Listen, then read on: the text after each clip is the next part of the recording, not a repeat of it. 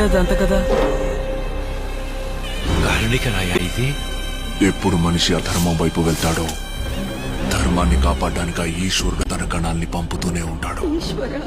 ఈ అన్ని గణాలు వచ్చి కొలువైంది ఈ పుణ్యభూమిలో.